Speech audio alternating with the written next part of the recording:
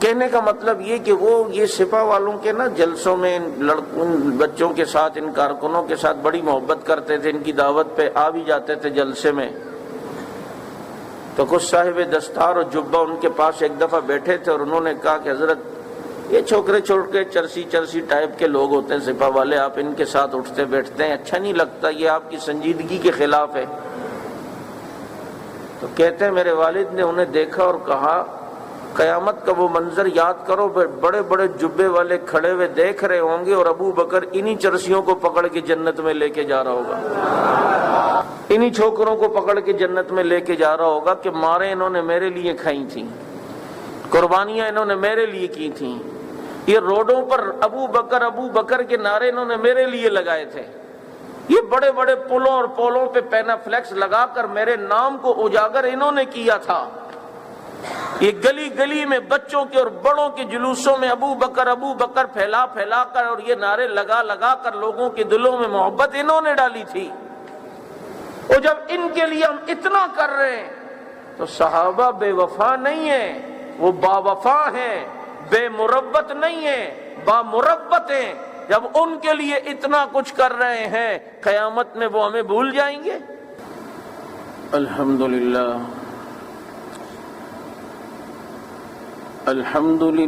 نحمده ونستعینه ونستغفره ونؤمن به ونتوکل علیہ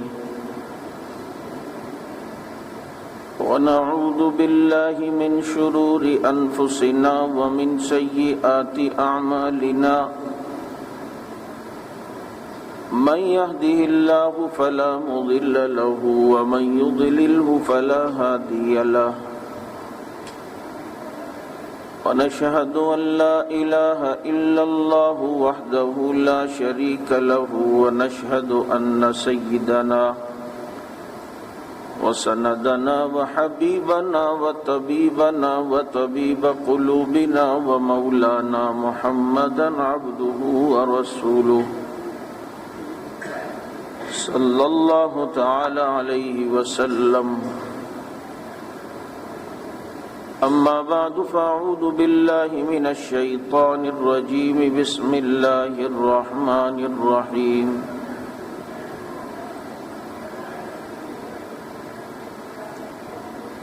یا ایہا الذین آمنوا من یرتد منکم عن دینہ فسوف یأتی اللہ بقوم یحبهم ویحبونہ وقال تعالى في مقام آخر محمد رسول الله والذين معه أشداء على الكفار رحماء بينهم صدق الله مولانا العظيم ونحن على ذلك لمن الشاهدين والشاكرين والحمد لله رب العالمين يا رب صل وسلم دائما أبدا على حبيبك خير الخلق كلهم هو الحبيب الذي ترجى شفاعته لكل هول من الأحوال مقتحم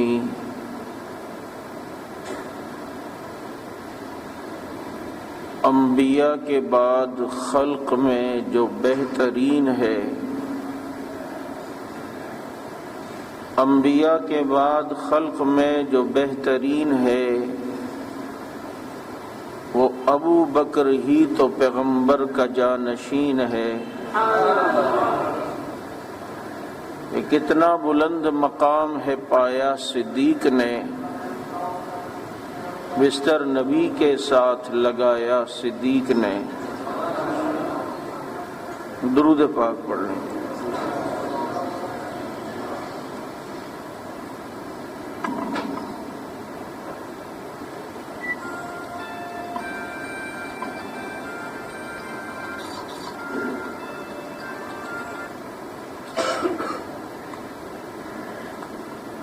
واجب الاحترام،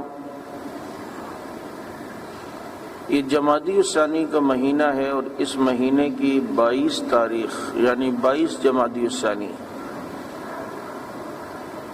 خلیفہ اول، خلیفہ بلا فصل، یار غار، یار مزار، جانشین پیغمبر سیدنا ابو بکر صدیق رضی اللہ تعالی عنہ کا یوم وفات ہے،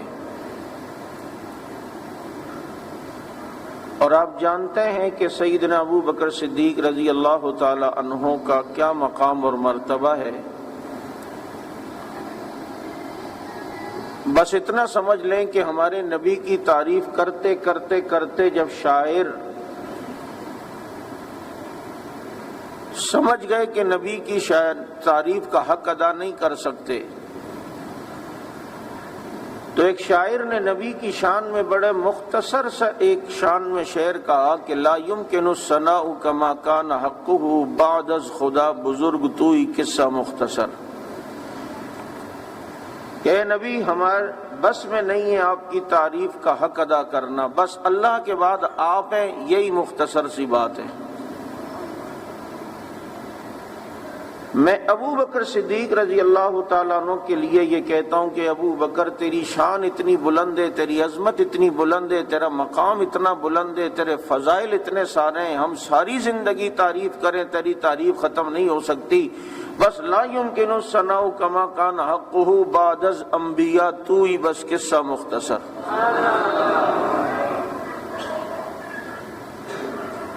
دیکھو ابو بکر کا ذکر ہے، یہ بھی بھونکنے لگے ہیں۔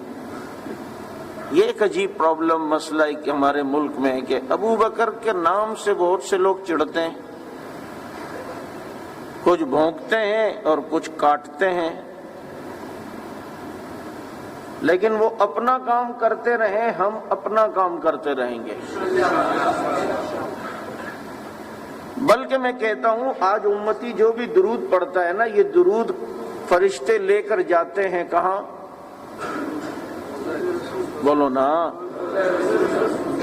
ان الملائکۃ سیاحین فی الارض، زمین میں فرشتے گھوم رہے ہوتے ہیں، کوئی امتی درود پڑھتا ہے تو یہ فرشتے نبی کے پاس درود لے کے جاتے ہیں نا، تو یہ فرشتے درود حیدرآباد میں لے کے جاتے ہیں یا سکھر میں یا ملتان میں یا لاہور میں، کہاں؟ بھائی نبی تک ہی درود پہنچانا ہے نا، تو نبی تو ہر جگہ ہے، تو درود تو پھر کسی جگہ بھی اگر یہ فرشتے یہاں سے لے کے درود لانڈی لے جائے تو وہاں بھی تو نبی ہے نا۔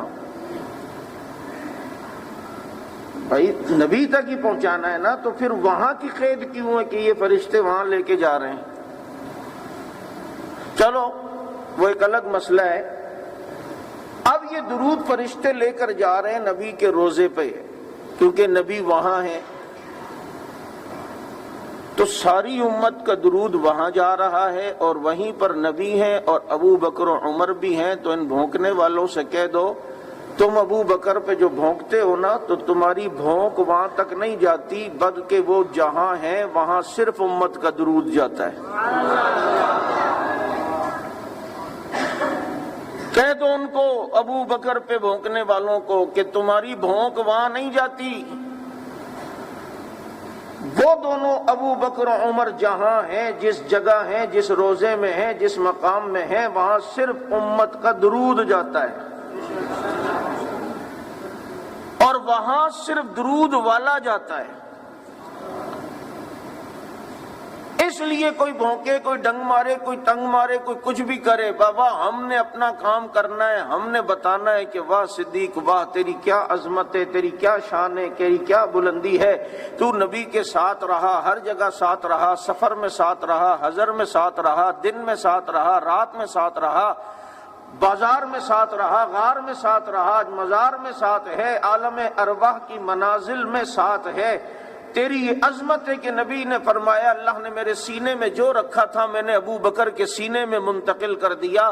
تیرے بارے میں نبی نے فرمایا کہ میں سب کے احسان کا بدلہ دے چکا ہوں، ابو بکر کے احسان کا بدلہ اللہ ہی دے گا۔ ابو بکر تو وہ ہے کہ تجھے قرآن وَسَيُجَنَّبُهُ الْأَتْقَى کہتا ہے، الَّذِي يُؤْتِي مَالَهُ يَتَزَكَّى کہتا ہے، وَمَا لِأَحَدٍ عِندَهُ مِن نِعْمَةٍ تُجْزَى کہتا ہے، إِلَّا ابْتِغَاءَ وَجْهِ رَبِّهِ الْأَعْلَى کہتا ہے، وَلَسَوْفَ يَرْضَى کہتا ہے، لا تحزن ان اللہ معنا کہتا ہے، والذین معہ کہتا ہے ان اکرمکم عند اللہ اتقاکم، دوسری جگہ وسیجنبها الاتقی کہتا ہے اے صدیق تیری شان میں تو رب قرآن بیان کرتا ہے اور تیرے پاس تو جبریل رب کا سلام لایا کرتا تھا۔ رب کا سلام جس کے پاس آئے وہ کون؟ بولو۔ تو اس لیے کسی کی بھونک سے ابو بکر صدیق رضی اللہ تعالیٰ عنہ کی عظمت میں کمی نہیں آئے گی۔ وہ بہت بلند ہے، وہ بہت اونچا ہے کہ اونچے نبی کے ساتھ ہے اور آج بھی ہے اور بلا فصل ہے۔ آج کوئی اگر کسی کو بلا فصل کا ابو بکر کو چھوڑ کے اس کو ظالم جا روزے میں اب بھی اپنی آنکھوں سے دیکھ لے، آج بھی نبی کے ساتھ جو بلا فصل سو رہا ہے وہ ابو بکر ہے۔ بلکہ ایک جملہ میں آج کل ہر جگہ کہتا ہوں اور ہر دفعہ مجھے ایک نیا مزہ آتا ہے کہ دیکھو یہ سعادت ابو بکر صدیق رضی اللہ عنہ کو حاصل ہے، نبی کے ساتھ یوں سو رہے ہیں، بالکل نبی کے پہلو میں ہیں۔ مردے کو قبر میں دفنانے کا سنت طریقہ کیا ہے کہ اس کو کروٹ کے بل لٹاؤ، یوں سیدھا لٹا کے خالی منہ نہیں پھیرو بلکہ کروٹ کے بل، اس کا پیٹ بھی قبلے کی طرف ہو، سینہ بھی قبلے کی طرف ہو، چہرہ بھی قبلے کی طرف ہو، ایسے لٹانا چاہیے۔ اب دیکھو جو بدر میں جن کی قبر ہے نا وہ قبر میں سو رہے ہیں، ان کا چہرہ بیت اللہ کی طرف ہے، جو احد میں سو رہے ہیں ان کا چہرہ بیت اللہ کی طرف ہے، جو کربلا میں قبر میں سو رہے ہیں ان کا چہرہ بھی بیت اللہ کی طرف ہے۔ یہاں میاں والی میں بھی قبرستان ہوگا، ادھر بھی جناب جو سو رہے ہیں قبر میں ان کا چہرہ بیت اللہ کی طرف ہے، جو جناب یمامہ میں سو رہے ہیں ان کا چہرہ بھی بیت اللہ۔ دنیا میں جہاں کہیں مسلمان اپنی قبر میں ہے اس کا چہرہ بیت اللہ کی طرف ہے۔ کائنات میں یہ فضیلت صرف ابو بکر صدیق کو حاصل ہے کہ وہ اپنی قبر میں سو رہا ہے، اس کا چہرہ بیت اللہ کی طرف بھی ہے اور اس کا چہرہ رسول اللہ کی طرف بھی ہے۔ رومال دینا ذرا۔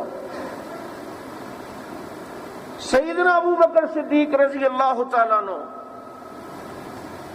یار اس کے رومال سے میں پسینے صاف کرتا ہوں، صدیق کے رومال سے نبی صاف کرتے تھے۔ صدیق تو ہے، تیرے رومال کو بھی سلام ہو۔ کبھی دھوپ آ جائے تو ہو سکتا ہے یہ میرے اوپر یوں کر لیں کہ جی مولوی صاحب کو دھوپ سے بچا لوں، کہ مولوی صاحب کی چادر مولوی کو دھوپ سے بچاتی ہے، صدیق کی چادر نبی کو دھوپ سے بچاتی ہے۔ جب ہجرت کر کے نبی گئے مدینہ منورہ، مدینے والے جانتے نہیں تھے نبی کو، تو کوئی ابو بکر کو نبی سمجھ کے پہلے سلام کرتا ہے، کوئی نبی کو نبی سمجھ کے پہلے سلام کر رہا ہے۔ دیکھو بھائی حسن ابو بکر کا نبی جیسا نہیں ہے، جمال نبی جیسا نہیں ہے، لیکن مسئلہ یہ ہے کہ آئینہ سامنے ہونا، شیشہ سامنے اور سامنے سورج ہو تو اس آئینے میں بھی سورج کی چمک نظر آتی ہے، دمک نظر آتی ہے، روشنی نظر آتی ہے، شعائیں نظر آتی ہیں۔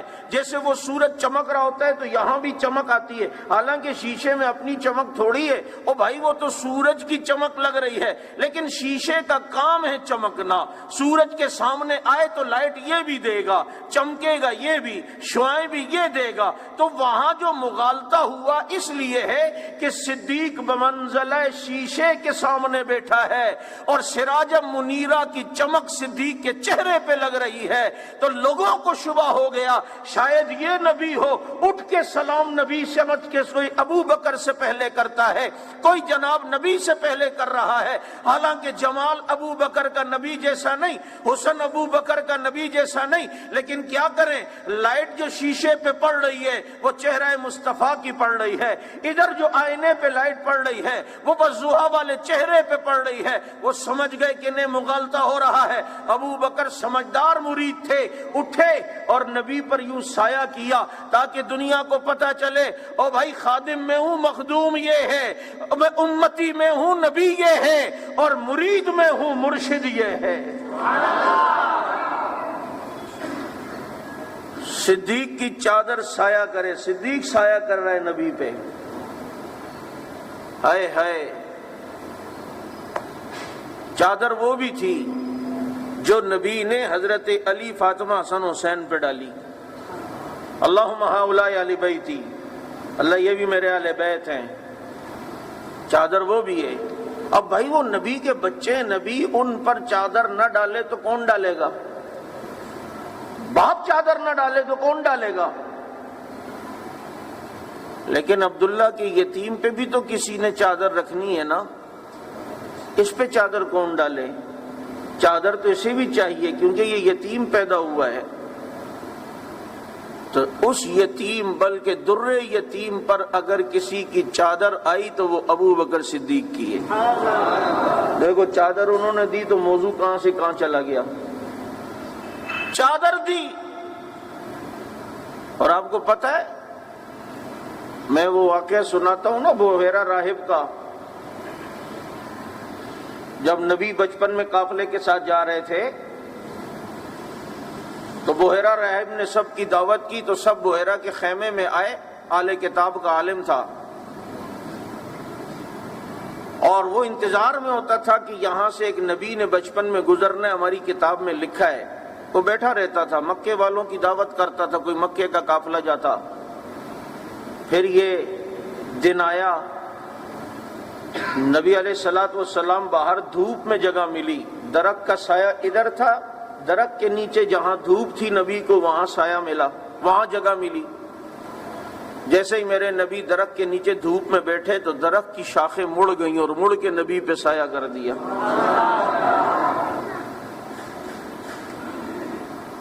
آپ کو پتہ ہے کسی درخت کی عمر 100-200 سال سے زیادہ نہیں ہوتی ہوگی، لیکن جس درخت نے نبی پہ سایہ کیا 1500 سال ہونے والے، آج بھی تر و تازہ کھڑا ہوا ہے۔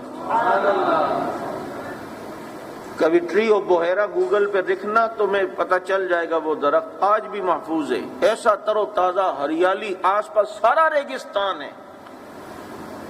درخت سایہ کرے تو وہ نہیں مرجاتا، صدیق سایہ کرے تو ظالموں اس کا ایمان مرجا جائے گا، وہ نبی کے بعد بدل جائے گا، وہ نبی کے بعد تبدیل ہو جائے گا۔ کہ کیسے تبدیل ہو سکتا ہے؟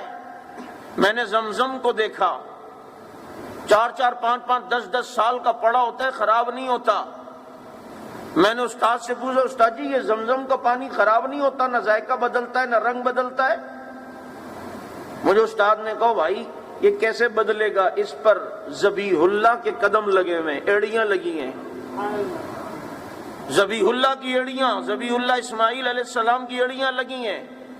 جہاں ایک نبی کی ایڑی لگ گئی، یہ معجزہ ہے اس نبی کا کہ وہ پانی رنگ نہیں بدلتا، ذائقہ نہیں بدلتا، خراب نہیں ہوتا، کیونکہ اس پر ذبیح اللہ کی ایڑیاں لگی ہیں۔ تو ہجرت میں تو صدیق نبی کو اپنے کندھوں پہ اٹھا کے گیا ہے، وہاں تو حبیب اللہ کی ایڑیاں لگی ہیں، صدیق کیسے بدل سکتا ہے؟ جبکہ اس پر تو صبغۃ اللہ کا رنگ چڑھا ہوا ہے۔ ومن احسن من اللہ صبغہ، کیسی بلندی پر لے کے گئے نبی کو اپنے کندھوں پہ بٹھا کے، کیا مزے محسوس کر رہے ہوں گے یار ابو بکر جب نبی کے قدم صدیق کے سینے پہ لگ رہے ہوں گے، آہا کیا ٹھنڈ پڑ رہی ہوگی۔ میری پہلے کوشش ہوتی تھی مدینہ منورہ میں جب مسجد نبوی میں جہاں اللہ کے نبی کے پاؤں جس طرف ہے ادھر جا کے بیٹھنے کی کوشش ہوتی تھی، ابھی اس دفعہ تو بہت وہاں رستہ ہی بند کر دیا ہے۔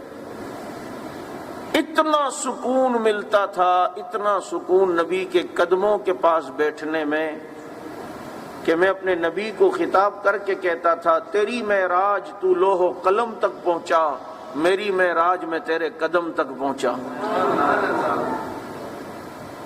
جس نبی کے قدموں کے قریب بیٹھنے میں اتنا سکون ہے، اس نبی کے قدم اگر سینے پہ لگ رہے ہوں تو کتنا سکون مل رہا ہوگا۔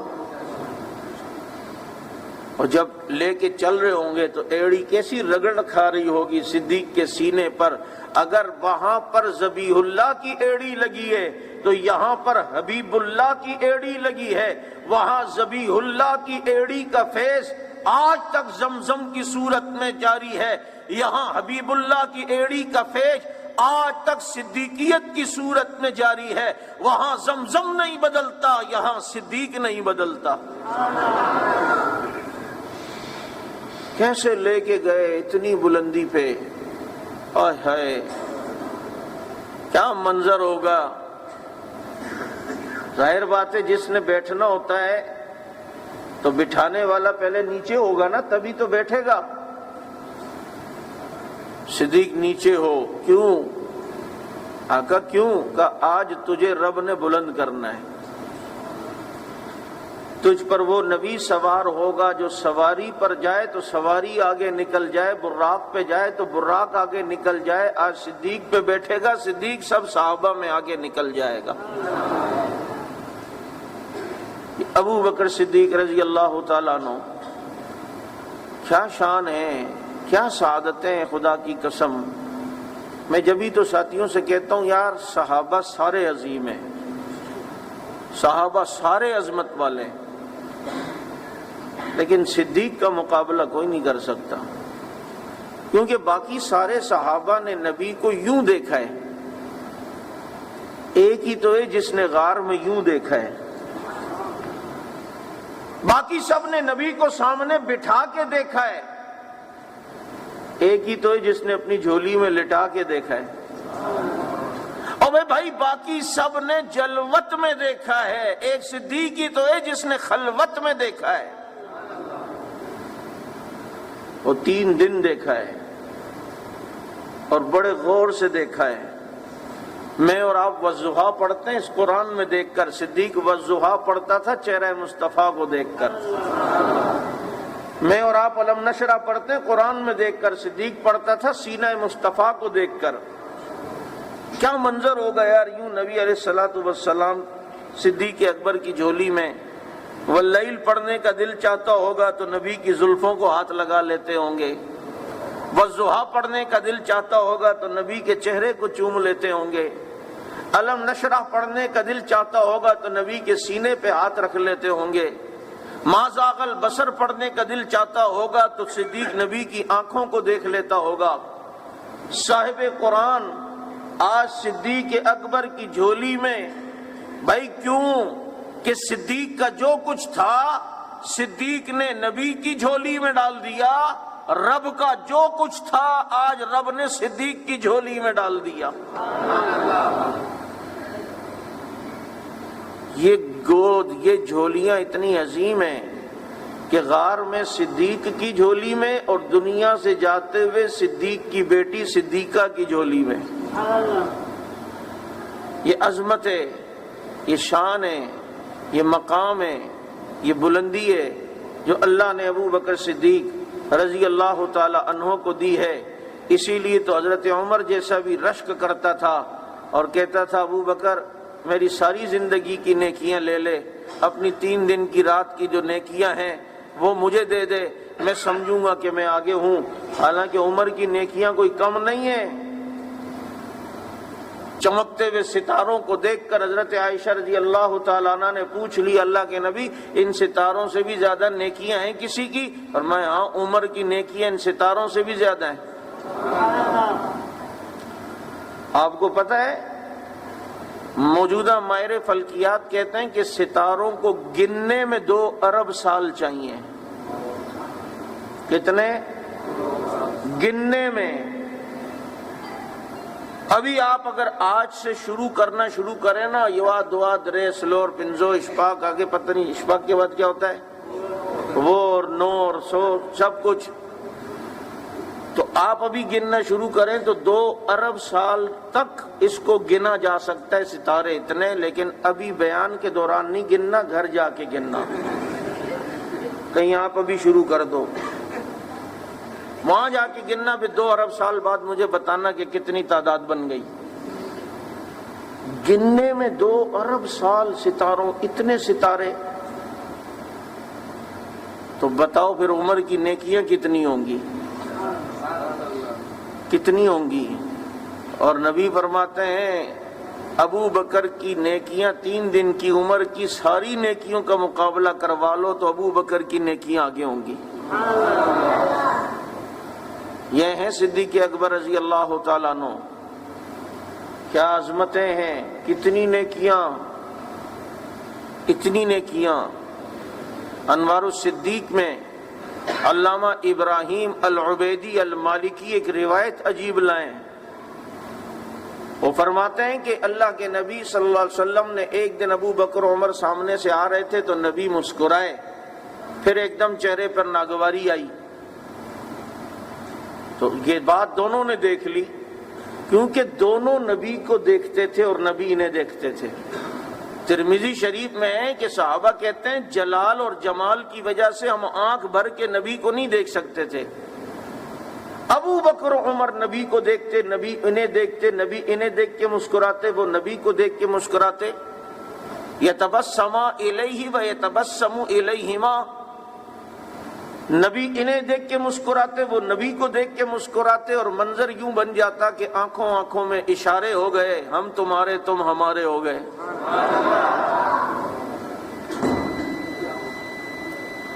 یہ صدیق اکبر رضی اللہ تعالیٰ عنہ، اب نبی علیہ الصلوۃ والسلام دونوں کو آتا دیکھا تو پہلے خوش ہوئے، پھر ناگواری ہوئی۔ تو یہ دونوں حضرات نے دیکھ لیا۔ ابو بکر صدیق نے فرمایا اللہ کے نبی ہم آ رہے تھے، آپ پہلے مسکرائے، پھر یوں کیوں؟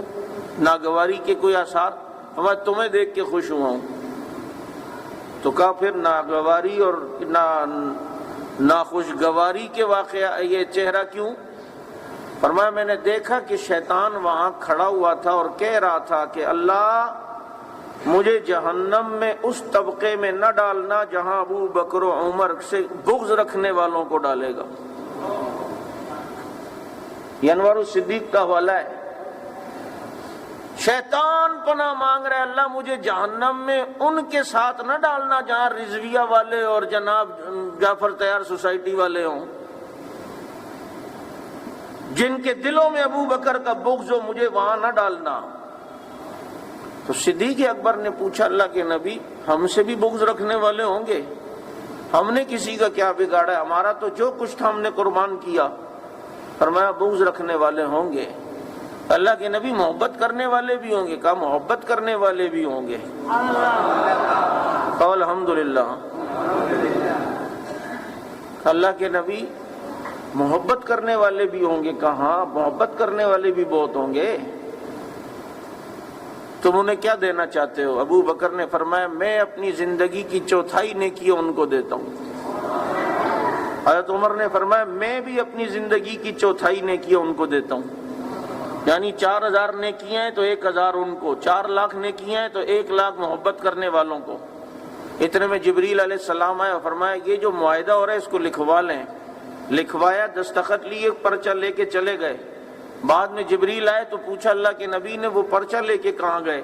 کہا اللہ نے اس پرچے پر حاملین عرش اور کئی فرشتوں کو گواہ بنایا اور اپنے خزانوں میں رکھ دیا، اور فرمایا کہ قیامت میں دونوں آئیں گے، یہ پرچہ ان کے سامنے رکھ دینا تاکہ وہ اپنا وعدہ پورا کر لیں۔ یہ صدیق ہم ایسے ہی نہیں کر رہے، یہ معمولی کام نہیں ہے۔ اس کے لیے مارے جو کھا رہے ہمارے حضرات نے قربانیاں دی، شہادتیں دی، ایسے ہی نہیں ہے۔ یہ ہمارے اورکزئی ہنگو کے ایک بزرگ تھے مولانا امین صاحب رحمۃ اللہ علیہ، بنوری ٹاؤن میں پہلے استاد تھے۔ یہ بینات کا جو خصوصی نمبر شائع کیا بنوری ٹاؤن میں حضرت مولانا یوسف لدھیانوی شہید رحمہ اللہ نے جو شائع کروایا، اس کے اصل محرک امین صاحب تھے۔ اور میں جب ان کے یہاں گیا تو ان کے بیٹے نے بتایا وہ شہید ہو گئے تھے، تو کہا کہ جی میرے والد کی عمر 63 سال کی ہوئی تھی، تو اس وقت پریشان رہتے تھے اور کہتے تھے 63 سال سنت عمر ہے، اس سے اوپر بغیرتی ہے، اور کہتے ہیں اللہ نے 63 سال کی عمر میں انہیں شہادت دی۔ اور جو آخری حدیث انہوں نے سبق میں پڑھائی وہ لا ایمان لمن لا غیرت لا، اس میں ایمان نہیں جس میں غیرت نہیں ہوتی۔ تو کہنے کا مطلب یہ کہ وہ یہ سپاہ والوں کے نا جلسوں میں ان بچوں کے ساتھ، ان کارکنوں کے ساتھ بڑی محبت کرتے تھے، ان کی دعوت پہ آ بھی جاتے تھے جلسے میں۔ تو کچھ صاحب دستار اور جبہ ان کے پاس ایک دفعہ بیٹھے تھے اور انہوں نے کہا کہ حضرت یہ چھوکرے چھوٹے چرسی ٹائپ کے لوگ ہوتے ہیں سپاہ والے، آپ ان کے ساتھ اٹھتے بیٹھتے ہیں، اچھا نہیں لگتا، یہ آپ کی سنجیدگی کے خلاف ہے۔ تو کہتے ہیں میرے والد نے انہیں دیکھا اور کہا قیامت کا وہ منظر یاد کرو، بڑے بڑے جبے والے کھڑے ہوئے دیکھ رہے ہوں گے اور ابو بکر انہی چرسیوں کو پکڑ کے جنت میں لے کے جا رہا ہوگا، انہی چھوکروں کو پکڑ کے جنت میں لے کے جا رہا ہوگا کہ مارے انہوں نے میرے لیے کھائی تھیں، قربانیاں انہوں نے میرے لیے کی تھیں، یہ روڈوں پر ابو بکر کے نعرے انہوں نے میرے لیے لگائے تھے، یہ بڑے بڑے پلوں اور پولوں پہ پینا فلیکس لگا کر میرے نام کو اجاگر انہوں نے کیا تھا، یہ گلی گلی میں بچوں کے اور بڑوں کے جلوسوں میں ابو بکر پھیلا پھیلا کر اور یہ نعرے لگا لگا کر لوگوں کے دلوں میں محبت انہوں نے ڈالی تھی۔ اور جب ان کے لیے ہم اتنا کر رہے ہیں تو صحابہ بے وفا نہیں ہیں، وہ با وفا ہیں، بے مربت نہیں ہیں، با مربت ہیں۔ جب ان کے لیے اتنا کچھ کر رہے ہیں، قیامت میں وہ ہمیں بھول جائیں گے؟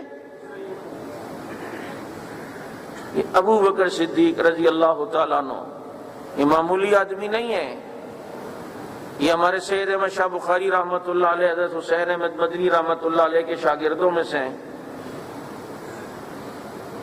تو یہ بیعت تھے مولانا غلام احمد صاباغ رحمۃ اللہ علیہ سے، اور سید احمد شاہ بخاری، عطا اللہ شاہ بخاری نہیں، سید احمد شاہ بخاری، جنہوں نے ثانی اسنین کتاب، سب سے پہلی ثانی اسنین کے موضوع پہ کتاب انہی کی ہے۔ حضرت علامہ علی شیر حیدری شہید رحمۃ اللہ علیہ کے استاد بھی ہیں۔ انہوں نے ایک دن اپنے شیخ سے کہا کہ حضرت میں صبح کو تدریس بھی ہوتی ہے، مناظرے بھی کرنے ہوتے ہیں، رات کو پروگرام بھی ہوتے ہیں، کیونکہ مناظر بھی تھے، شیعہ کے خلاف بڑا ٹائٹ مناظر تھے، اور مدرس بھی تھے، رات کو پروگرامات میں بھی چلے جاتے تھے۔ تو اپنے شیخ سے کہا رات پروگرام میں کبھی کبھی لیٹ ہو جاتا ہوں، آپ نے جو وظائف دیے ہیں نا وہ رہ جاتے ہیں، تو مجھے اتنی پریشانی ہوتی ہے، دل پہ بوجھ ہوتا ہے، کیا کروں؟ تو ان کے شیخ نے فرمایا بخاری صاحب اپنے رات کے بیان میں تھوڑی دیر ابو بکر صدیق کی شان بیان کر لیا کرو، جتنے معمولات چھوٹے ہوئے ہوں گے اللہ سب کی کمی پوری کر دے گا۔ کہا میں نے تمہیں وظائف اس لیے دیے تمہارے اندر نورانیت اور روحانیت آئے، ابو بکر کا ذکر کر کے روحانیت نہیں آئے گی، جو آج بھی روحانیت بلا فصل ہو کر نبی سے لے رہا ہے، جو آج بھی روحانیت نبی سے حاصل کر رہا ہے۔ یہ سعادت ہے اللہ نے جو سیدنا ابو بکر صدیق رضی اللہ تعالیٰ عنہ کو دیے، کتنے عظیم ہیں، کتنے بلند ہیں۔ آپ دیکھیں میرے نبی کی پیشنگوئی بچپن میں ہوئی ہے نا، بحیرہ راہب نے دیکھا تو اور پہچان لیا یہ نبی ہے۔ ابو بکر صدیق ابھی نوجوان ہے، یمن کے علاقے میں ایک ان کا سفر ہوا ہے، یمن میں ایک بہت بڑے بزرگ تھے شیخ ازد یمنی، ان کے بارے میں مشہور تھا کہ 300 سال سے زیادہ عمر کی ان کی عمر تھی، اہل کتاب کے بڑے عالم۔ تو ابو بکر صدیق نے فرمایا چلو میں آیا ہوں یمن، تو ایک بزرگ کا نام سنا ہے تو چلے گئے ان سے ملنے، ابھی نوجوان تھے۔ جب ان کے پاس جا کے بیٹھے اس نے کہا، بوڑھے بابا نے، کہاں سے آئے ہو بیٹا؟ کہا میں مکہ سے۔ اچھا تمہارا نام کیا ہے؟ کہا میرا نام عبداللہ ہے۔ اسے تھوڑا جھٹکا لگا، کیونکہ ابو بکر صدیق کا اصل نام کیا ہے؟ کیا نام ہے؟ اور یہ بھی عجیب بات ہے، یہ بھی عجیب کرامت ہے، چاروں خلفائے راشدین کا نام عین سے آتا ہے۔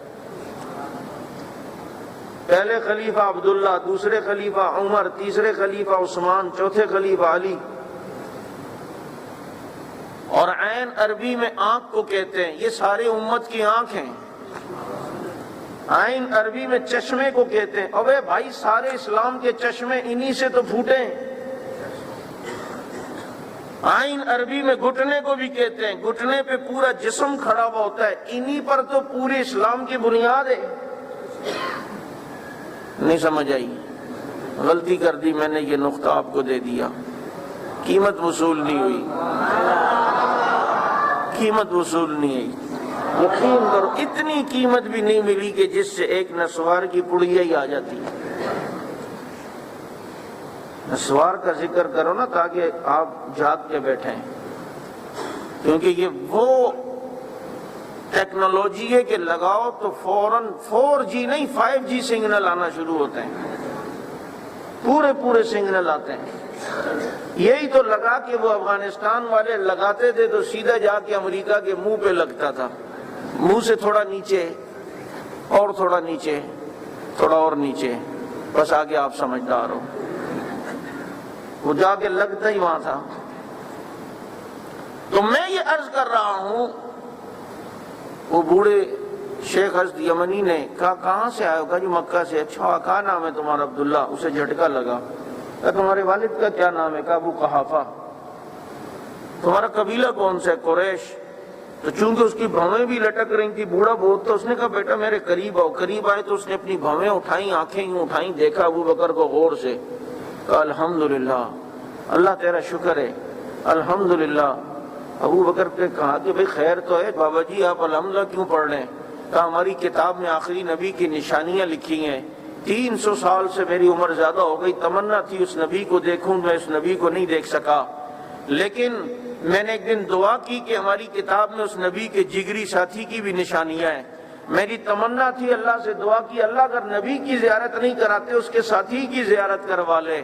اے بیٹا وہ ساری نشانیاں مجھے تجھ میں نظر آ رہی ہیں، میں شکر اس لیے ادا کر رہا ہوں کہ اس آخری پیغمبر کے ساتھی کی اللہ نے مجھے زیارت کی توفیق دی ہے، اور وہ جو آخری پیغمبر کا جگری ساتھی ہوگا وہ ساری نشانیاں بیٹا مجھے تجھ میں نظر آ رہی ہیں۔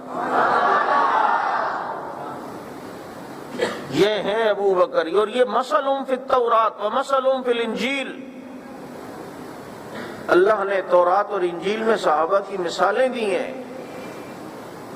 اور ابو بکر صدیق رضی اللہ تعالیٰ عنہ، اگر آپ نے پڑھنا ہو نا تو انہیں قرآن سے پڑھنا، انہیں قرآن سے سمجھنا، قرآن سے پرکھنا۔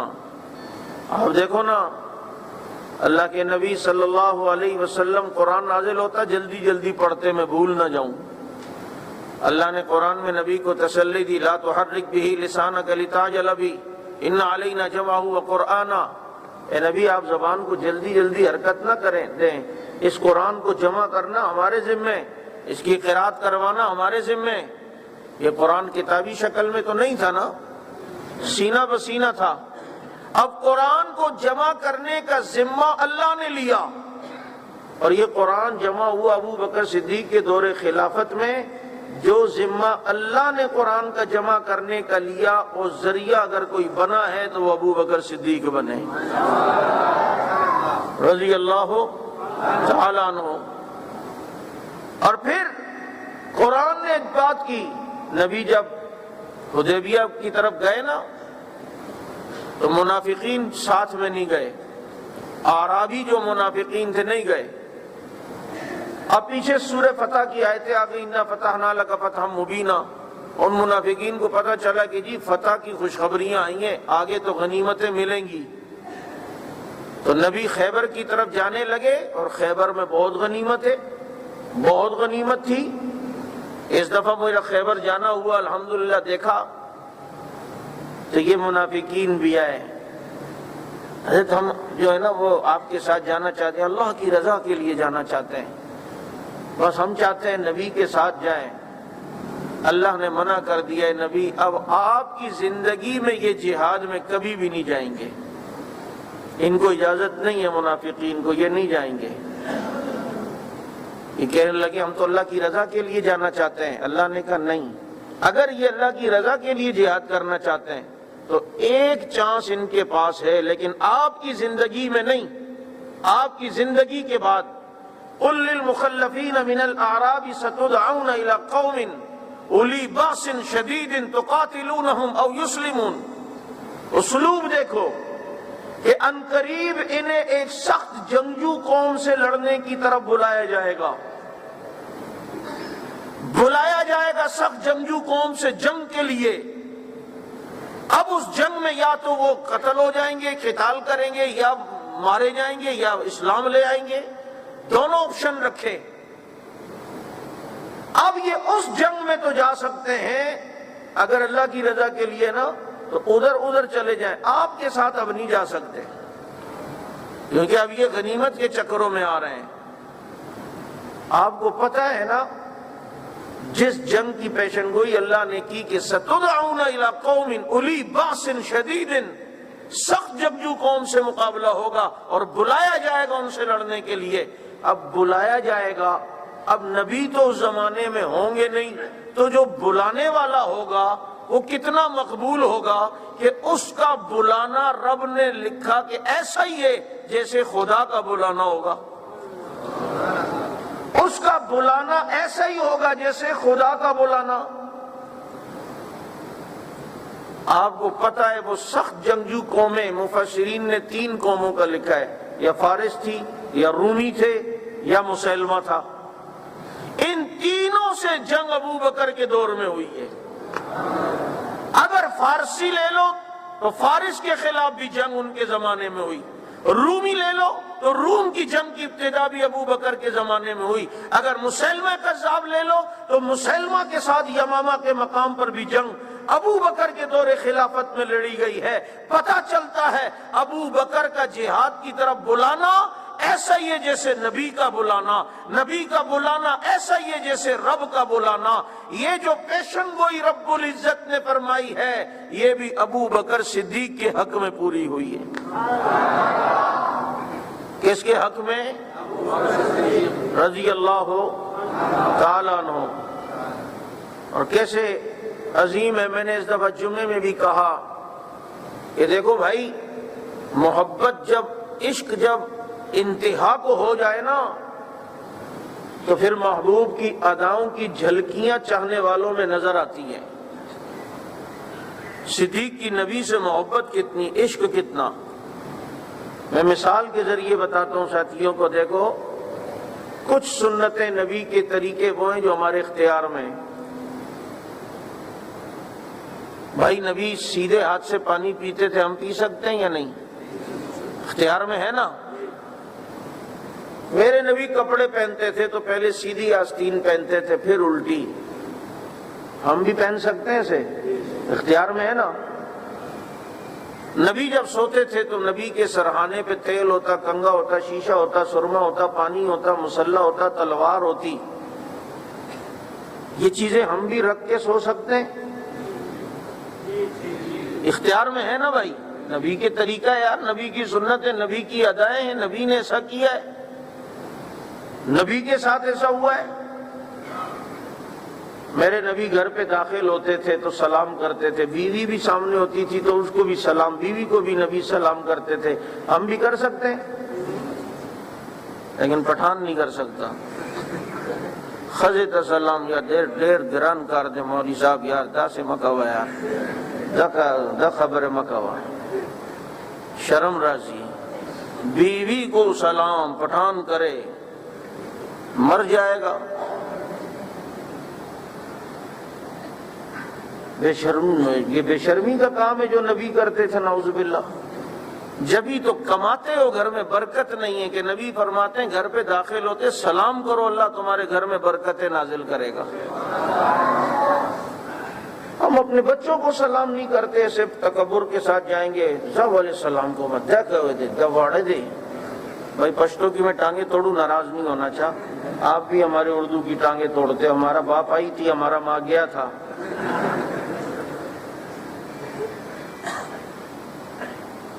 کون کون آج گھر پہ داخل ہوتے سلام کرے گا انشاءاللہ؟ میرے نبی عائشہ کو سلام کرتے تھے، حفصہ کو سلام کرتے تھے، ختیجہ کو سلام کرتے تھے، یہ کوئی عیب نہیں ہے۔ یہاں تک کہ اپنے ہاتھ سے کئی مرتبہ حضرت عائشہ کے منہ میں نوالا ڈالتے تھے۔ آج ہم 5 نماز پڑھ لیتے ہیں کہ ہم سمجھتے ہیں ہم پورے دین پہ عمل کر رہے ہیں۔ بھائی اتنا سارا جو دین بیویوں کے متعلق حقوق کا ہے وہ تو ہمارے پاس ہے ہی نہیں، اس پہ کون عمل کرے گا؟ ہم کہتے ہیں جی ہم متبع سنت ہونا چاہتے ہیں، آپ نے کبھی نوالا توڑ کے اپنی بیوی کے منہ میں خود ڈالا ہے؟ کہاں سے پھر ہم نبی کے پورے طریقوں پہ کہاں سے عمل کیا ہے؟ تو اب یہ کام جو سنت ہے، جو چیزیں ہمارے اختیار میں ہم کر سکتے ہیں، بیوی کے منہ میں اپنے ہاتھ سے نوالا توڑ کے بھی ڈال سکتے ہیں یا نہیں؟ اختیار میں نا۔ یہ سنتیں دیکھو نا، رسول اللہ صلی اللہ علیہ وسلم، میں نے کہا اپنی گھر میں داخل ہوتے سلام کرتے تھے، ہم کر سکتے ہیں؟ کیوں؟ ہمارے اختیار میں۔ بھائی میرے نبی بیت الخلاء میں جاتے تھے تو پہلے کون سا پاؤں رکھتے تھے؟ ہم رکھ سکتے ہیں؟ ہمارے اختیار میں نا بھائی، ہم نبی سے محبت کرتے ہیں اور ہم نبی کے طریقے پہ چلنا چاہتے ہیں، لہذا بس ہم اسی طرح کریں گے۔ لیکن پیر کو نبی دنیا سے گئے، کیا ہم پیر کو مر سکتے ہیں؟ ہمارے اختیار میں ہے، اللہ کرے تو اللہ کر سکتا ہے۔ بھائی نبی 63 سال کی عمر میں دنیا سے گئے، ہم 63 سال میں اپنی زندگی کیا اتنی جی سکتے ہیں؟ ہمارے اختیاری میں نہیں ہے۔ واہ ابو بکر تیری جوتی کو سلام ہو، ابو بکر تیرے لحد کو سلام ہو، تیرے پاؤں کے تلووں پہ لگنے والی گرد کو سلام ہو، کہ جو اختیاری سنتیں وہ تو نے پوری کی، جو غیر اختیاری کام تھے اللہ نے وہ کام بھی ابو بکر سے کروائے۔ نبی پیر کو دنیا سے گئے، صدیق پیر کو دنیا سے گئے۔ نبی 63 سال کی عمر میں گئے، صدیق 63 سال کی عمر میں گئے۔ نبی کو آخری وقت بخار آیا، صدیق کو آخری وقت بخار آیا۔ نبی کو آخری وقت زہر کا اثر لوٹا، صدیق کے آخری وقت میں زہر کا اثر لوٹا۔ نبی کو دوائی دی گئی، نبی نے منع کر دیا۔ صدیق کو دوائی دی گئی، صدیق نے منع کر دیا۔ اور جس چارپائی پہ نبی کو رکھا گیا اسی چارپائی پہ صدیق کو رکھا گیا۔ جس وقت نبی کی تدفین ہوئی اسی وقت صدیق کی تدفین ہوئی۔ جس جگہ نبی کو دفنایا گیا اسی جگہ صدیق کو دفنایا گیا۔ قیامت میں جس روزے سے نبی اٹھیں گے اسی روزے سے قیامت میں صدیق اٹھے گا۔ یہ غیر اختیاری، بھائی نبی کا نواسا شہید، صدیق کا نواسا، نبی کے نواسے حسین، صدیق کے نواسے عبداللہ ابن زبیر، نبی کے نواسے یزید کی بیعت نہیں کی، صدیق کے نواسے عبداللہ بن زبیر نے بھی یزید کی بیعت۔ نبی کا نواسا مدینے سے مکہ چلے گئے، صدیق کا نواسا مدینے سے مکہ چلے گئے۔ نبی کے نواسے کے جسم میں نبی کا خون ہے، صدیق کے نواسے کے جسم میں بھی نبی کا خون ہے۔ آپ کہو گے مولوی صاحب وہ کیسے؟ میرے نبی نے حجامہ کروایا، اپنا خون نبی نے دیا۔ حجامہ جانتے ہو نا، کپنگ، وہ خون عبداللہ بن زبیر صدیق کے نواسے کو دیا رضی اللہ تعالیٰ عنہ، اور کہا کہ جاؤ اسے زمین میں دفناؤ۔ جانے لگے، خوشبو آئی نبی کے خون سے، سارا پی گئے۔ اللہ نے میرے نبی کے بولو براز بلغم خون ہر چیز سے گن کو ختم کر دیا ہے۔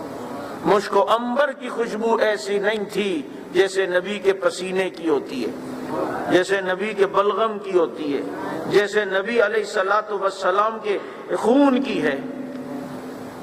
میرے نبی کا معجزہ ہے۔ میرے نبی نے اگر کبھی بڑا پیشاب کیا تو صفائی کی ضرورت نہیں ہوتی تھی، زمین پھٹتی تھی اور سارا نگل لیتی تھی۔ یہ واپس آئے، نبی نے پوچھا عبداللہ وہ پیالہ دیا تھا خون کا، وہ خون کہاں دفنایا؟ انہوں نے کہا یہاں دفنایا۔ فرمایا جس کے جسم میں محمد کا خون شامل ہو جائے اللہ اسے جہنم میں داخل نہیں کرے گا۔ اگر نبی کے نواسے کے جسم میں نبی کا خون ہے تو صدیق کے نواسے کے جسم میں بھی نبی کا خون ہے۔ کیسا اتحاد، کیسی بات۔ نبی کی پہلی جنگ بدر تھی، مسلمان کم تھے، کافر زیادہ تھے۔ صدیق کی پہلی جنگ ذی القصا تھی، اپنے دور خلافت میں مسلمان کم تھے، کافر زیادہ تھے۔ بدر میں مسلمانوں کو فتح ہوئی، ادھر ذی القصا میں مسلمانوں کو فتح ہوئی۔ نبی کی دوسری جنگ احد تھی جس میں 70 مسلمان شہید ہوئے۔ صدیق کی دوسری جنگ مسیلمہ کذاب کے ساتھ تھی جس میں 70 بدری صحابہ شہید ہوئے۔ نبی نے بنو قزاع کے خلاف جنگ لڑی تو کمانڈر ان چیف عمر بن عاص کو بنایا۔ صدیق کے دور خلافت میں بنو قزاع کا قبیلہ مرتد ہوا تو صدیق نے ان کے خلاف چڑھائی کروائی تو کمانڈر ان چیف عمر بن عاص کو بنایا۔ جب بنو قضا نبی کے دور میں فتح ہوا تو عمر بن عاص کو نبی نے عمان بھیجا، صدیق کے دور میں فتح ہوا انہوں نے بھی عمر بن عاص کو عمان کا گورنر بنا دیا۔ ایسی غیر اختیاری سنتیں بھی اللہ نے پوری کروائیں جو ان کے بس میں نہیں تھیں۔ اور آپ کو پتہ ہونا چاہیے، اگر یہ موضوع لوں تو 200 سے زیادہ ایسے واقعات ہیں۔ کتنے؟ 200 سے زیادہ۔ جو نبی کے ساتھ ہوا وہی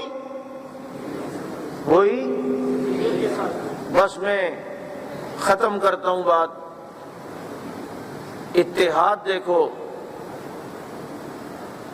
اللہ رب العزت نے قرآن کریم میں کیا فرمایا؟ جب صدیق غار میں نبی کے ساتھ تھے اور دشمن سر پہ آ گیا، فرمایا لا تحزن ان اللہ معنا۔ جب صدیق نے فرمایا نا اللہ کے نبی اگر اپنے پاؤں کو بھی دیکھیں تو ہم تو ان کو نظر آ جائیں گے،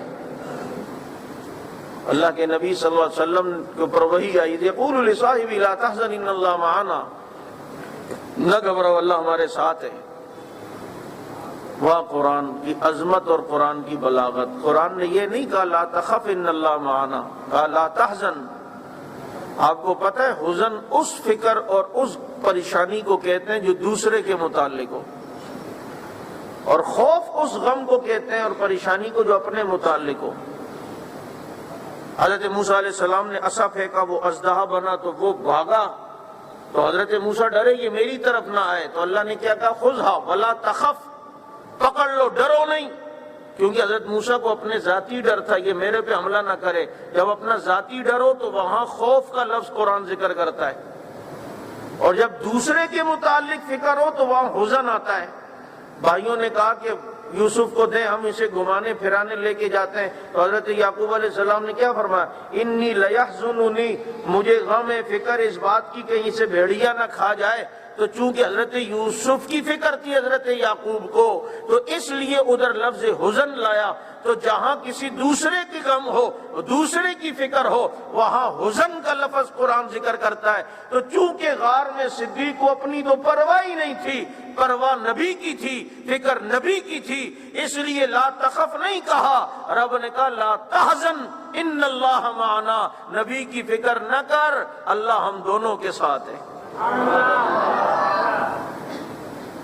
ان اللہ معنا، یوں بھی تو ہو سکتا تھا ان اللہ معی و معک، اللہ میرے اور تیرے ساتھ ہے، لیکن نہیں، اس میں تھوڑی سی دوری نظر آتی ہے، قرب نظر نہیں آتا، بعد نظر آتا ہے۔ اس لیے کہا ان اللہ معنا، جو اللہ کی معیت کی چادر نبی پر، وہی ابو بکر صدیق پر۔ یہ معیت معنوی ہے، اور ثانیہ اثنین دو میں دوسرا یہ معیت لفظی ہے، اور ایک معیت مستقلہ ہے جو ہمیشہ معیت ایک ساتھ ہے۔ وہ کیا؟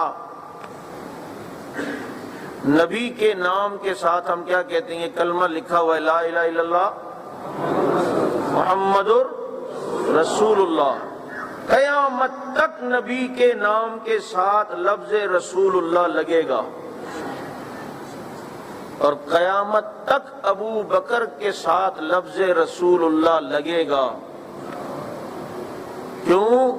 اگر وہ محمد الرسول اللہ تو یہ خلیفۃ الرسول اللہ، یہ خلیفۃ، یہ رسول اللہ کے خلیفہ، اور قیامت تک رسول کا خلیفہ ایک ہی ہے، خلیفۃ الرسول ایک ہی ہے کہ رسول کا خلیفہ۔ بھائی حضرت عمر تو ابو بکر کے خلیفہ ہیں نا، حضرت عثمان کن کے خلیفہ ہیں؟ حضرت عمر کے۔ حضرت علی کن کے خلیفہ ہیں؟ حضرت عثمان کے۔ حضرت حسن کس کے خلیفہ ہیں؟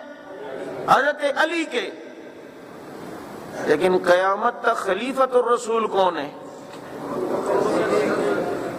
اگر وہ محمد الرسول اللہ تو یہ خلیفۃ الرسول اللہ۔ اور میرے نبی نے پیشن گوئی فرمائی کہ میرے بعد خلافت 30 سال چلے گی، میرے بعد خلافت ہوگی، یہ نبی فرما رہے ہیں میرے بعد، اور میرا نبی جو بولتا ہے خدا پورا کر کے دکھاتا ہے۔ اب جو یہ توڑ بچیا ہے، یہ منگک قسم کے جو لوگ ہوتے ہیں، یہ کہتے ہیں ابو بکر عمر عثمان نے جی خلافت پہ قبضہ کیا تھا، یہ باغی ہیں، تو ان ظالموں سے کہو نبی فرماتے ہیں میرے بعد خلافت ہوگی، اور تم یہ عقیدہ رکھتے ہو کہ نبی کے بعد بغاوت چلی ہے۔ ہم کہتے ہیں نبی کی بات سچی ہوتی ہے، نبی نے بتایا نا میرے بعد خلافت چلے گی، اور یہ کہتے ہیں نبی کے بعد بغاوت چلی ہے، کیونکہ حضرت علی خلیفہ تو 23-24 سال کے بعد بنے ہیں، تو تم کہتے ہو 23-24 سال کے بعد نبی کی پیشن گوئی پوری ہوئی ہے۔ ہم کہتے ہیں نہیں، نبی کی تدفین سے بھی پہلے یہ پیشن گوئی رب نے پوری کرا کے دکھائی۔ آپ نبی کے بعد بغاوت کے قائل ہیں یا خلافت کے قائل ہیں؟ اور ان خلفاء میں سب سے پہلے خلیفہ کون؟ کیونکہ نبی نے اپنی زندگی میں اگر اپنے مصلی پہ کسی کو کھڑا کیا ہے تو وہ کون؟ بولو۔ نبی نماز کے لیے ابو بکر کو کہتے ہیں، ابو بکر صدیق رضی اللہ تعالیٰ عنہ کو، چنانچہ صدیق نماز پڑھا رہے ہیں، اتنے میں نبی بھی آ گئے، تھوڑا افاقہ ہوا، خوشبو سے پہچان گئے نبی آ گئے، تو ابو بکر پیچھے ہو گئے، نبی آگے ہو گئے۔ اب صدیق اکبر کافی قرات کر چکے تھے، اور ایک روایت میں کہ سبح اسم ربک الاعلی شروع کر چکے تھے، پہلی رکعت میں فاتحہ بھی پڑھ چکے تھے، اور حدیث میں فأخذ رسول اللہ صلی اللہ علیہ وسلم من القراءۃ، اللہ کے نبی صلی اللہ علیہ وسلم نے قرات کو وہاں سے شروع کیا ہے ما بلغ ابو بکر، جہاں تک ابو بکر پہنچے تھے۔ اگر فاتحہ آدھی پڑھ چکے تھے تو نبی نے آدھی سے شروع کی، پوری پڑھ چکے تھے تو نبی نے اگلی سورت سے شروع کی، اور بتایا کہ امام کی فاتحہ پر اکتفا نبی کی آخری نمازوں میں سے ہے۔ امام نے فاتحہ پڑھ لی، بس جو بعد میں آیا تو اس کی فاتحہ امام کی، وہ بھی مقتدی کی فاتحہ بھی ہوتی ہے۔ من کان لہ الامام فقراۃ الامام لہ قراءۃ کی عملی تفسیر و تصویر آج یہاں نماز میں نظر آ رہی ہے۔ نبی نے دوبارہ سے شروع نہیں کی کہ بھائی میں تو اب نیا امام آیا ہوں، میں نے تو پہلے والی پڑھی نہیں ہے، کہا نہیں بھائی امام نے پڑھ لی تو بس ہو گئی۔ سمجھ آ رہی ہے بات؟ وہیں سے شروع ہوئی۔ اچھا، اب نبی چونکہ بہت کمزوری میں تھے بیماری کی وجہ سے، تو آہستہ تکبیر پڑھ رہے تھے، تو پیچھے مکبر ابو بکر بن گئے نبی کے پیچھے آ کر۔ اب منظر نماز کا یوں ہو گیا کہ ابو بکر نبی کی اقتدا کر رہے ہیں، اور پیچھے ساری جماعت ابو بکر کی اقتدا کر رہی ہے۔ کس کی؟ یار ایسا اتحاد بھی کبھی دیکھا ہے کہ نماز ایک اور امام دو ہیں، ایک امام کو نبی کہتے ہیں، دوسرے امام کو صدیق کہتے ہیں۔ یہ ہے ابو بکر صدیق کی شان، اگر میں بیان کرتا جاؤں تو بہت ٹائم ہو جائے گا۔ بس لا يمكن الثناء كما كان حقه بعد انبیاء، تو ہی بس قصہ مختصر کہ نبیوں کے بعد کس کا مقام؟ بولو۔ دمادم مست کلندر کس کا پہلا نمبر؟ کس کا؟ کس کا؟ کس کا؟ اسی پہلے نمبر والے صدیق کے یوم وفات پر ہم حکومت سے مطالبہ کرتے ہیں کہ ہم تعطیل کرو۔ اس عوام کو ابو بکر کی اہمیت بتاؤ، کیسے 2.5 سال میں کتنے بڑے کارنامے سر انجام دے۔ 2.5 سال میں یار، 2.5 سال صرف، تم ادھر پاکستان کو اتنے سالوں سے صحیح نہیں کر پا رہے ہو۔ ایک آتا ہے میں صحیح کروں گا، دوسرا آتا ہے میں صحیح کروں گا، وہ جہاں کا ہے وہیں پر ہے۔ اور جب دیکھو خبروں میں پاکستان خطرناک موڑ پہ، خطرناک۔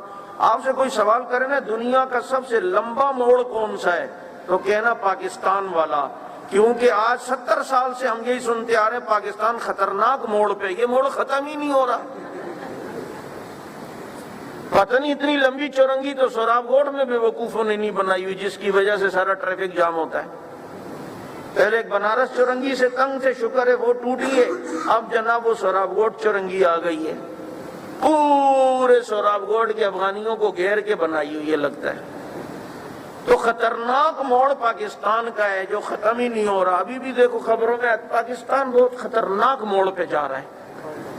ابھی تک اس کا موڑ ہی نہیں ختم ہو رہا, اور یہ موڑ تبھی ختم ہوگا جب کفر کو مروڑنے والے آئیں گے اور اللہ کے دین کا اور خلافت کا نظام نافذ کریں گے, ورنہ یہ موڑ ختم نہیں ہوں گے.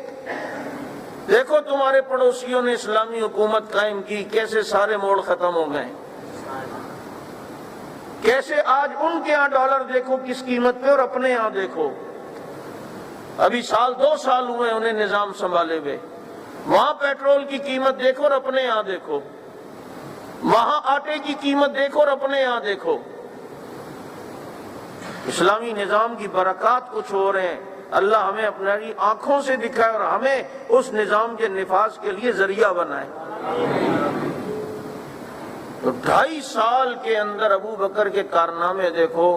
2 لاکھ مربع میل کا علاقہ بھی فتح کیا, کیسر و کسرا سے لڑائیاں لڑیں, مسلمہ کا قلعہ قمع کیا, مرتدین کا خاتمہ کیا, منکرین زکوٰۃ کا ملیہ میٹ کر کے رکھ دیا, قرآن جیسی کتاب کو بھی کتابی شکل میں جمع کروایا, اور 150 میل روزانہ فتح حاصل ہو رہی ہے. اس 2.5 سال کو 2 لاکھ مربع میل پہ اگر تقسیم کرو تو یومیہ ابو بکر صدیق کے دور میں 150 میل کا علاقہ فتح ہو کر اسلام کی سرحدوں میں داخل ہو رہا تھا. اس 2.5 سال میں اتنے سارے جو کام کرے, اگر یہ حکومت اور خلافت کامیاب نہیں تو پھر کون سی ہو سکتی ہے. 70 سال میں تم سے اتنا سا کشمیر پتہ نہیں ہو رہا, اور ابو بکر 2 لاکھ مربع میل کا علاقہ فتح کرتے ہیں. تو ہمارا حکومت سے مطالبہ ہوتا ہے, اسی مطالبے کے سلسلے میں ہمارا جلوس ہوتا ہے. اس جلوس میں اس دفعہ ہفتے کو ہے 3 بجے لس بیلا سے تبت سینٹر تک. میں امید رکھوں کہ صدیق کی محبت میں آپ آئیں گے. اور بھائی جس صدیق نے نبی کے لیے ساری زندگی وقف کر دی, ہم چند گھنٹے نہیں دے سکتے؟ بولو, من کسر سواد قوم فہو منہم, جو جس قوم کی کثرت کو بڑھائے گا انہی کے ساتھ ہوگا. یہ صحابہ کے دیوانوں کی کثرت ہو, ہم اس کا ذریعہ بنے, تو قیامت میں صحابہ سے محبت کرنے والوں کے ساتھ حشر نہیں ہوگا. آپ حضرات تشریف لائیں گے؟ یہاں سے گاڑیوں کا سسٹم ہے ہوگا یا نہیں؟ اس گاڑی ادھر سے, چلو بھائی یہاں سے گاڑیاں بھی جائیں گی اس دن. آپ حضرات تشریف لائیں اور اس کام کو کام سمجھیں. یہ تو چلو بیان ہو گیا, لیکن صحابہ کی عزت کا تحفظ یہ ضروری ہے یا نہیں ہے؟ یہ صرف ایک جماعت کا کام تھوڑی ہے بھائی, صحابہ ہم سب کے ہیں. وہ محفوظ رہیں گے تو دین محفوظ رہے گا, کیونکہ ہم تک دین پہنچانے والے کون ہیں بھائی؟ قرآن پہنچانے والے کون ہیں؟ روزہ پہنچانے والے کون ہیں؟ نماز پہنچانے والے کون ہیں؟ قرآن پہنچانے والے کون ہیں؟ سنتیں پہنچانے والے کون ہیں؟ شریعت پہنچانے والے کون ہیں؟ نبی کا حسن و جمال و سیرت پہنچانے والے کون ہیں؟ یہ اذانیں پہنچانے والے کون ہیں؟ یہ حج کے احکام پہنچانے والے کون ہیں؟ یہ پورا کا پورا دین پہنچانے والے کون ہیں؟ اب اگر یہ مشکوک ہو گئے تو دین تو مشکوک ہو جائے گا نا. اگر یہ محفوظ رہے تو دین محفوظ ہو جائے گا. اس لیے آؤ ان کی عزت و عظمت کی دفاع کر کے پورے دین کی عظمت کی حفاظت کریں, اور میدان میں یہ کہتے ہوئے آئیں کہ فنا فی اللہ کی تہ میں بقا کا راز مضمر ہے, جسے مرنا نہیں آتا اسے جینا نہیں آتا. وما علینا الا البلاغ المبین.